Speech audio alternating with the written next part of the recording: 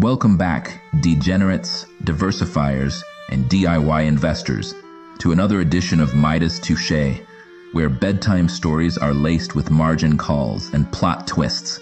Come with red candles. Tonight's tale? Oh, it's a doozy. We're calling it The Day the Charts Cried. Picture it. Monday morning, 9:30 a.m. The opening bell rings like a dinner bell for disaster. Futures were green, Twitter was hyped, and our hero, let's call him Rick, woke up convinced he was about to have his I made it moment. Why? Because CNBC said something looked bullish. Rick saw NVDA trending, oil prices rising, and some TikTok guy with way too much confidence claiming this is the bottom. So what does Rick do? He goes in. Not just in. He leverages like it's 2008 and he's Lehman's ghost. And because he's a genius, he splits it across 3 stocks.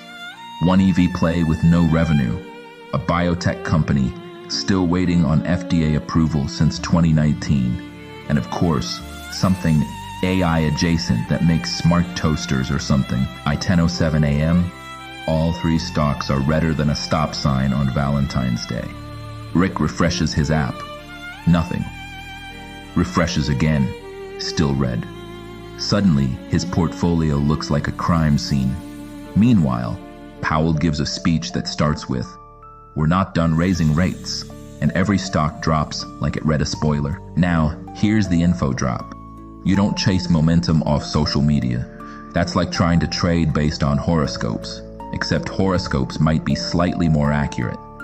Always look at volume, look at catalyst timelines, and for the love of liquidity, understand that macro moves beat memes every single time. What Rick didn't realize was that he wasn't trading the market. He was trading vibes. And vibes don't pay your rent. Vibes get you margin called, while CNBC plays smooth jazz in the background. So what's the lesson here? Stop trying to be a hero in a market that's built to humble. Study your earnings reports. Check the Fed calendar. And don't YOLO into a stock because a guy with laser eyes in his profile pic said, "This one's gonna run." Sleep tight, traders. And remember, if the chart looks like a ski slope, don't try to snowboard down it with call options. Good night from Midas Touche. And if you enjoyed this story, go ahead and smash that like button, tap the notification bell so you never miss a bedtime breakdown, and subscribe like your portfolio depends on it.